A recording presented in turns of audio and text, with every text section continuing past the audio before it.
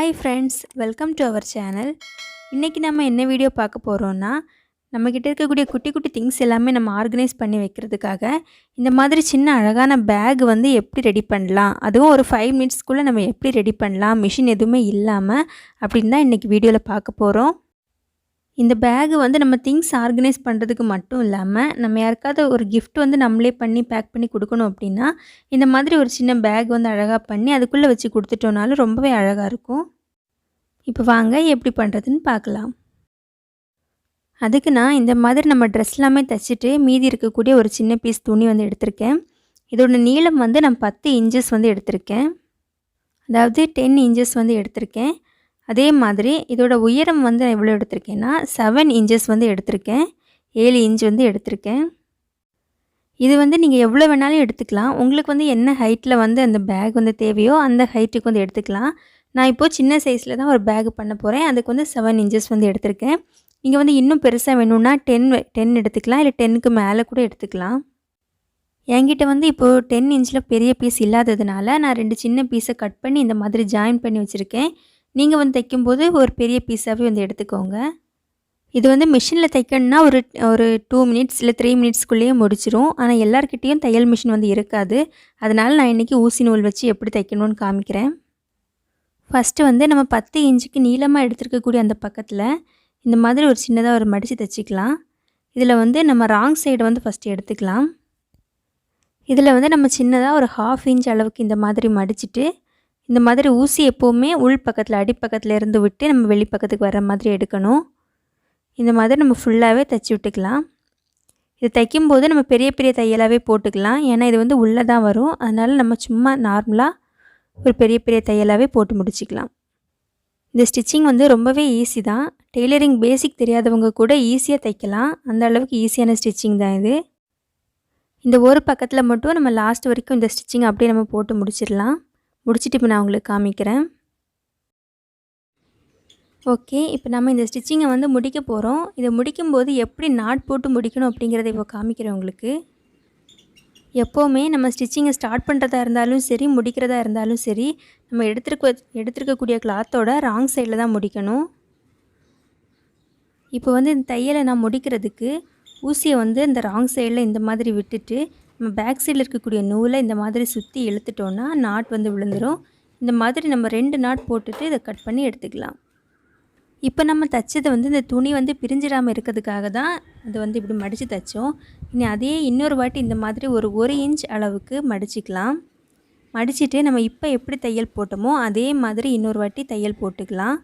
இது எதுக்காகனா இதுக்குள்ளே தான் நம்ம வந்து கயிறு விட போகிறோம். ஃபஸ்ட்டு போட்ட ஸ்டிச்சிங் வந்து ஓரம் அடித்து அடிக்கிறதுக்காக, இந்த ஸ்டிச்சிங் வந்து நம்ம கயிறு விட்டுறதுக்காக.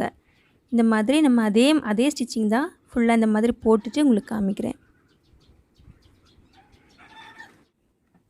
இந்த ஸ்டிச்சிங்குமே நம்ம முடிக்கும்போது நம்ம போன ஸ்டிச்சிங்க்கு நாட் போட்ட மாதிரியே இதுலேயும் நாட் போட்டு வந்து முடிச்சிக்கலாம்.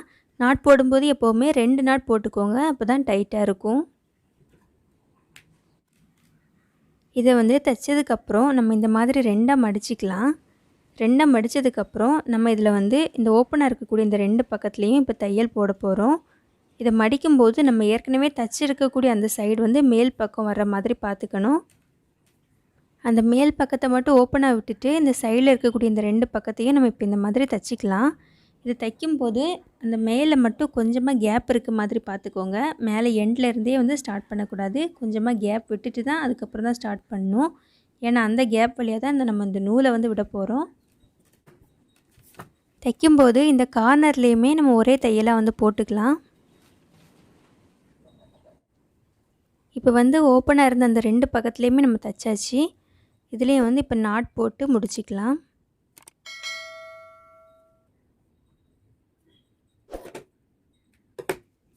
இப்போ வந்து இதை நம்ம அப்படியே திருப்பிக்கலாம். திருப்பும்போது அந்த கார்னர் எல்லாமே கரெக்டாக வர்றதுக்காக இந்த விரல் வச்சு நல்லா அந்த கார்னரில் ப்ரெஸ் பண்ணி விட்டுக்கலாம். இப்போ இது வந்து ரெடி ஆயிடுச்சு. இனி இதில் இந்த கயிறு வந்து நம்ம வைக்கலாம். கயிறு வைக்கிறதுக்காக நான் இந்த மாதிரி லேஸ் தான் எடுத்திருக்கேன். உங்கள்கிட்ட என்ன டிசைனில் லேஸ் இருக்கோ அதை வந்து எடுத்துக்கலாம். நான் இதுக்கு முன்னாடி ஒரு பேக்கில் வந்து இந்த மாதிரி ஒரு லேஸ் நம்ம பின்னாடி ப்ளவுஸ்லாம் பின்னாடி வைக்கக்கூடிய அந்த ரோப் அதை வந்து கட்டியிருக்கேன். அதுக்கப்புறம் இந்த மாதிரி சாட்டின் ரிப்பன் இதையும் யூஸ் பண்ணியிருக்கேன். உங்கள்கிட்ட என்ன இருக்கோ அது வந்து நீங்கள் யூஸ் பண்ணிக்கலாம். இந்த மாதிரி ரோப் ஏதாவது இருந்ததுன்னா நீங்கள் அதை கூட யூஸ் பண்ணிக்கலாம்.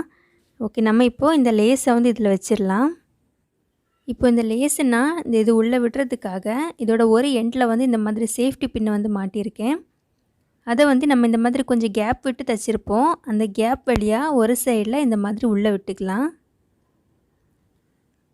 உள்ளே விட்டுட்டு நம்ம இந்த மாதிரி பின்னை வந்து இழுத்துட்டே வந்தோம்னா அந்த ரோப் வந்து நமக்கு ஒரு சைடு வழியாக போய் இன்னொரு சைடு வழியாக வெளியே வந்துடும். இந்த மாதிரி நம்ம அந்த பின்னை வந்து கொஞ்சம் கொஞ்சமாக உள்ளே விட்டு இழுத்து நம்ம இந்த மாதிரி வெளியே எடுத்துக்கலாம். ஓகே, இப்போ வந்து இதை வெளியே எடுத்தாச்சு. இதை வெளியே எடுத்ததுக்கப்புறம் இதை வந்து கொஞ்சமாக நீளம் நம்ம விட்டுட்டு இந்த மாதிரி கட் பண்ணி எடுத்துக்கலாம். இந்த சேஃப்டி பின்னையும் நம்ம இப்போ எடுத்துடலாம். இப்போ இந்த ரோப்பை நம்ம இழுத்து பார்த்தோன்னா ஒரு அழகான சுருக்கு பை மாதிரி நமக்கு ரெடி ஆயிருச்சு. இதுக்குள்ளே நம்ம குட்டி குட்டியாக ஏதாவது திங்ஸ் போட்டு வைக்கணும்னா போட்டு வைக்கலாம். இப்போ இந்த ரோப்பு பிரிஞ்சிடாமல் இருக்கிறதுக்காக நம்ம அந்த 2 சைடையும் பிடிச்சி ஒரு நாட் போட்டு விட்டுடலாம். ரோப்போட 2 எண்டையுமே இந்த மாதிரி நம்ம டைட்டாக பிடிச்சிட்டு இந்த மாதிரி ஒரு நம்ம முடிச்சு போட்டு விட்டுடலாம். ஓகே, இப்போ நம்மளோட பேக் வந்து இப்போ அழகாக ரெடி ஆயிருச்சு. இதை வந்து நம்ம சிம்பிளாக ஏதாவது ஒரு திங்ஸ் நம்ம குட்டியாக ஏதாவது போட்டு வைக்கணும் அப்படின்னா ஈஸியாக வந்து போட்டு வச்சுக்கலாம். நம்மக்கிட்ட இருக்கக்கூடிய வேஸ்ட்டு திங்ஸ் வச்சே நம்ம வந்து இதை ரெடி பண்ணியாச்சு. நம்ம மெஷின் எதுவும் யூஸ் பண்ணாமலே நம்ம இதை வந்து ரெடி பண்ணிட்டோம். இதில் இந்த நீளமாக இருக்கக்கூடிய இந்த கயிறு வந்து நம்ம கட் பண்ணி எடுத்துக்கலாம். இப்போ இந்த பேக்கை வந்து நம்ம எந்த மாதிரிலாம் ஆர்கனைஸ் பண்ணலாம் அப்படின்னு பார்க்கலாம். நான் இப்போது இந்த மாதிரி நிறைய பேக் வந்து ஏற்கனவே பண்ணி எடுத்து வச்சுருக்கேன். இதுக்குள்ளே வந்து நான் இப்போ இந்த மாதிரி கொஞ்சம் பாசி இருக்குது, அது எல்லாமே நான் இதுக்குள்ளே போட போகிறேன். போட்டதுக்கப்புறம் இந்த மாதிரி நம்ம கயிறை பிடிச்சி இழுத்துட்டாலே போதும், நம்ம ஈஸியாக வந்து இதை லாக் பண்ணிக்கலாம். இதில் நம்ம திங்ஸ் வைக்கிறது எடுக்கிறது எல்லாமே ரொம்பவே ஈஸியாக இருக்கும். இதுலேயும் நான் குட்டி குட்டியாக இருக்கக்கூடிய இயரிங்ஸ், செயின்ஸ் அந்த மாதிரி எல்லாத்தையுமே உள்ளே போட்டு வைக்கிறேன். இந்த பேக் வந்து நம்ம சைஸ் வந்து ரொம்பவே சின்ன பேக். இதில் வந்து நான் ஹேர் பேண்ட் இந்த மாதிரி சின்ன சின்ன ஹேர் பேண்ட்ஸ் எல்லாமே போட்டு வைக்கிறேன். நெக்ஸ்ட் இந்த பேக் வந்து கொஞ்சம் சைஸ் பெரிய பேக். இதில் நான் வந்து பேங்கிள்ஸ் எல்லாமே ஆர்கனைஸ் பண்ணிக்கிறேன். இந்த மாதிரி பேக்கோட சைஸ்க்கு ஏற்ற மாதிரி நம்ம என்னென்ன திங்ஸ் வேணுமோ அது எல்லாமே நம்ம போட்டுக்கலாம்.